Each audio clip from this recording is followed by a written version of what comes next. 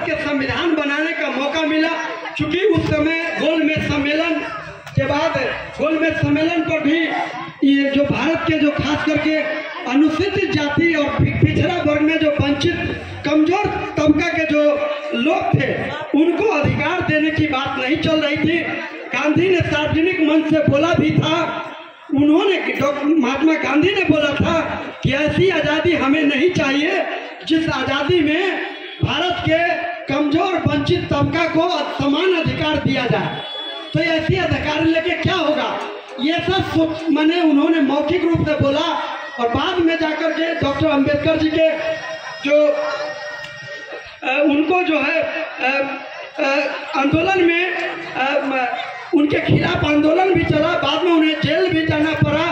लेकिन फिर भी वो अनशन कर दिए। अनशन करने के बाद जो है फिर उनके समर्थकों ने देखा कि इनका स्वास्थ्य बहुत खराब हो रहा है, तो वो उन्होंने अनशन को वापस लिया और अंग्रेजों को उन्होंने समझाने में काबिल हो गए कि जब वो महारानी से मिलने जाते, जब लंदन जाते तो कहते हैं कि आप लोग अगर इंडिया को आज़ाद करने जा रहे हैं तो हमारे लोगों को लिए संविधान में अगर जगह नहीं मिलेगा तो 2000 वर्ष से पूर्व से हमारा लोग भारत में जो बड़ी आबादी है वो गुलाम का गुलाम रह जाएगा। उसकी आज़ादी अगर देना चाहते हैं तो आप लोग दे दीजिए, नहीं तो हमारे कम्युनिटी का आज़ादी नहीं मिलेगा।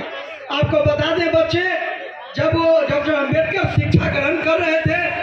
उच्च शिक्षा, उस दरमियान उनकी पत्नी रमाबाई की सारी देह पर नहीं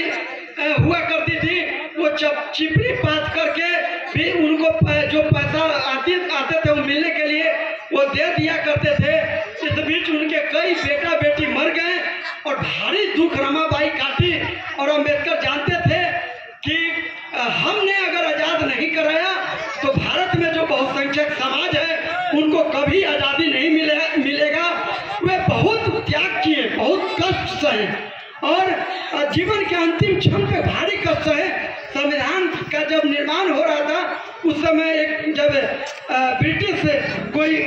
उच्च पदाधिकारी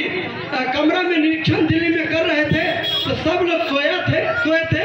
और डॉक्टर अंबेडकर रात में भी पढ़ रहे थे। उनका दरबार, उनके रूम में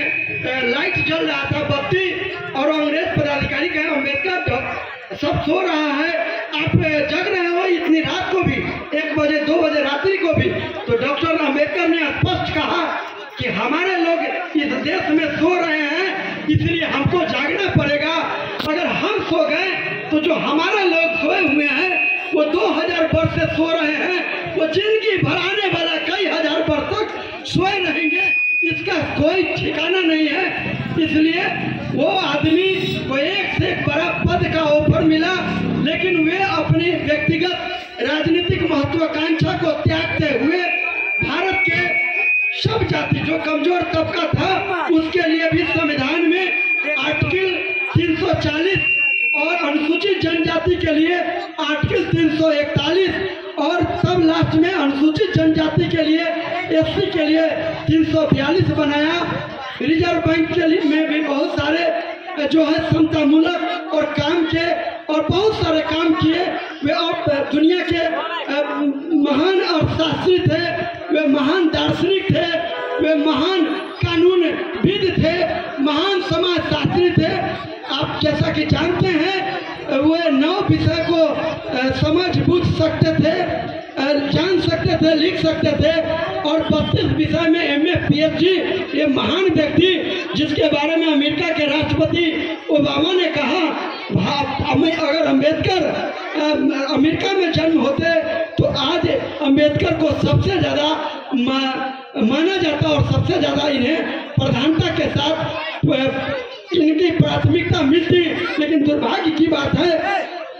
इतना ज्ञान अध्ययन करने के बाद भी जब संविधान समिति प्रारूप समिति की बैठक चल रही थी उसमें भी भारत में सब लोगों को शीशा के गिलास में पानी मिला और उनको मिट्टी के गिलास में मिला। आप नए पीढ़ी के बच्चों को, नए पीढ़ी के कमजोर लोगों को ये जानना चाहिए कि खाली शिक्षा ग्रहण करने से अधिकार नहीं मिला, फिर शिक्षा मिलने के बाद संगठित होना पड़ा और लास्ट में संगठित होकर के सही दिशा में संघर्ष करने के बाद हमारा समाज समता मूलक भाईचारा प्रेम बंधुत्व से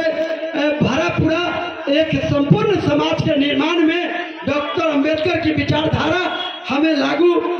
जो है व्यवहारगत रूप में मिलेंगे। तो मैं आज के कार्यक्रम में मुख्य अतिथि, मुख्य वक्ता और उद्घाटक के रूप में अधिवक्ता न्यायमित्र रमाशंकर राय, मैं काफ़ी पिछले साल से कई वर्षों से युवा पीढ़ी के लोग इस कार्यक्रम को सबसे बड़े दुनिया के विद्वान डॉक्टर अंबेडकर को, और आपको बता दें अभी सर्वे हुआ है वर्ल्ड संयुक्त राष्ट्र संघ के द्वारा 10 दुनिया के टॉपर 10 विद्वान का सर्वे किया गया, जिसमें गौतम बुद्ध सबसे बड़े ज्ञानी थे। उसके बाद महावीर जैन महावीर थे, माने उसका 2000 वर्षों का लिया गया है ज्ञान के स्वरूप के रूप में। तो उसमें गौतम बुद्ध नंबर 1 पर चले गए हैं, दूसरा पर महावीर जैन स्वामी आए हैं, और तीसरा सबसे बड़े विद्वान सम्राट अशोक का नाम आया है, और 4 नंबर पर डॉक्टर अंबेडकर आए हैं। और 1 to 4 गर्व की बात है, मेरे इंडिया भारत से ही ये चारों है 1 to 4 वो ये सर्वे संयुक्त राष्ट्र संघ के द्वारा कराया गया। हम भारत के लोग, हमारे यहाँ एक से एक विभूति, एक से एक ज्ञानी और महान लोग आए हैं जो एक से एक अच्छा काम किए हैं। उसमें से ही गौतम बुद्ध के विचार, बौद्ध इस विचार को अंत में डॉक्टर अंबेडकर ने माना, और बुद्ध की मार्ग से ही हम भारत के संपूर्ण